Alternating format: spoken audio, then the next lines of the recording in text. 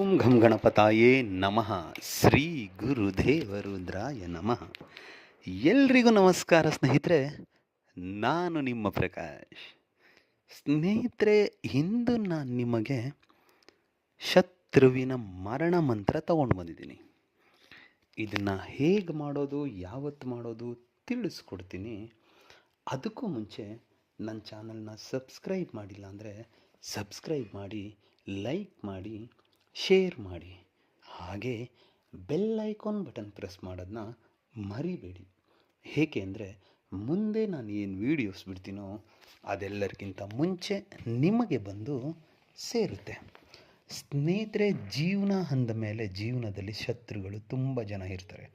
ನಾವು ಬದುಕೋದನ್ನು ನೋಡಿ ಸಹಿಸೋಕ್ಕಾಗಲ್ಲ ಅಂಥವ್ರು ತುಂಬ ಜನ ಇರ್ತಾರೆ. ನಮ್ಮ ಫ್ಯಾಮಿಲಿಲೂ ಇರ್ತಾರೆ. ಅದರಲ್ಲಿ ತುಂಬ ಅಂದರೆ ತುಂಬ ಟಾರ್ಚರ್ ಏನು ಕೊಡ್ತಾ ಇರ್ತಾರೋ ಅಂಥವ್ರನ್ನ ಸದೆ ಬಡಿಯಲು ಈ ಮರಣ ಮಂತ್ರವನ್ನು ಪ್ರಯೋಗ ಮಾಡಿ. ಈ ಕ್ರಿಯೆನ ನೀವು ಶನಿವಾರದ ದಿನ ಮಾಡಬೇಕಾಗುತ್ತೆ. ಒಂದು ಬಿಳಿಯ ಹಾಳೆ ತಗೊಳ್ಳಿ. ಬಿಳಿಯ ಹಾಳೆ ತಗೊಂಡು ಬಿಳಿಯ ಹಾಳೆ ಮೇಲೆ ಅವರ ಹೆಸರನ್ನು ಬರೆಯಿರಿ. ಹೆಸರನ್ನು ಬರೆದು ಆದ ಮೇಲೆ ಅದರ ಹಿಂಭಾಗದಲ್ಲಿ ನಾನು ಒಂದು ಗೊಂಬೆ ಕೊಡ್ತೀನಿ. ಅದು ನಿಮಗೆ ಡಿಸ್ಪ್ಲೇ ಮೇಲೆ ಹಾಕ್ತೀನಿ. ಆ ಗೊಂಬೆಯ ಚಿತ್ರವನ್ನು ಬರೆಯಿರಿ.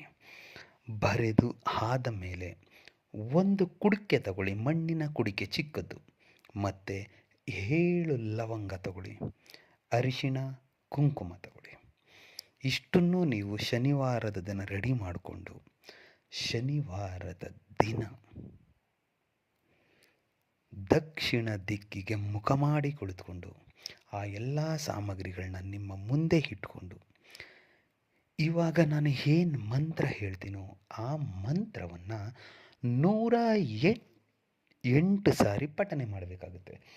108 ಸಾರಿ ಪಠನೆ ಮಾಡಿ ಆದಮೇಲೆ ಆ ಎಲ್ಲ ವಸ್ತುಗಳಿಗೂ ಉಫ್ ಅಂತ 3 ಸಾರಿ ಅಭಿಮಂತ್ರಿಸಿ ಆದಮೇಲೆ ಮೊದಲಿಗೆ ಆ ಪೇಪರ್ ಬಿಳಿಯ ಹಾಳೆಯಲ್ಲಿ ಏನು ಹೆಸರು ಮತ್ತು ಫೋಟೋ ಭಾವಚಿತ್ರ ಬರೆದಿರೋ ಅದನ್ನು ಒಳಗಡೆ ಹಾಕಿ, ಅದರ ಮೇಲೆ ಲವಂಗ ಇಡಿ, 7 ಲವಂಗ, ಅದರ ಮೇಲೆ ಅರಿಶಿಣ ಕುಂಕುಮ ಹಾಕಿ ಒಂದು ಕೆಂಪು ಬಟ್ಟೆಯಲ್ಲಿ ಅದರ ಬಾಯನ್ನು ಕಟ್ಟಿ ಆದಮೇಲೆ ಯಾವುದಾದ್ರೂ ಒಂದು ನಿರ್ಜನ ಪ್ರದೇಶ ಇಲ್ಲವೇ ಸ್ಮಶಾನದಲ್ಲಿ ಅದನ್ನು ತೆಗೆದುಕೊಂಡು ಹೋಗಿ ಹೂತು ಬಂದುಬಿಡಿ, ಸಾಕು. ಆಮೇಲೆ ನೋಡಿ ಅದರ ಪ್ರತಿಫಲ ಹೇಗಿರುತ್ತೆ ನಿಮಗೆ ಗೊತ್ತಾಗುತ್ತೆ.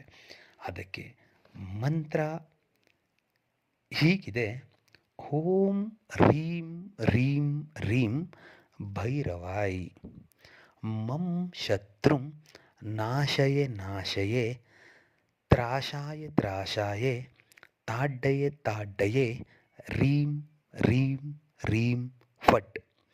ಮಂತ್ರ ಇನ್ನೊಮ್ಮೆ ಹೇಳ್ತೀನಿ ನೋಡಿ ಸ್ನೇಹಿತರೆ.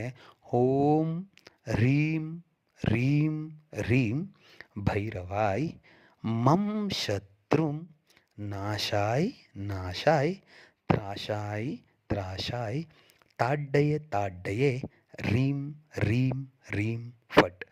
ಈ ಶತ್ರುಂ ಅಂತ ಏನಿದೆಯೋ ಆ ಜಾಗದಲ್ಲಿ ನಿಮಗೆ ಬೇಕಾಗಿರುವರ ಹೆಸರನ್ನು ಸೇರಿಸ್ತಾ ಮಂತ್ರ ಪಠನೆ ಮಾಡಿ. ಖಂಡಿತ ರಿಸಲ್ಟ್ ಸಿಗುತ್ತೆ. ಇದರಲ್ಲಿ ಯಾವುದೇ ರೀತಿಯ ಅನುಮಾನ ಇಲ್ಲ.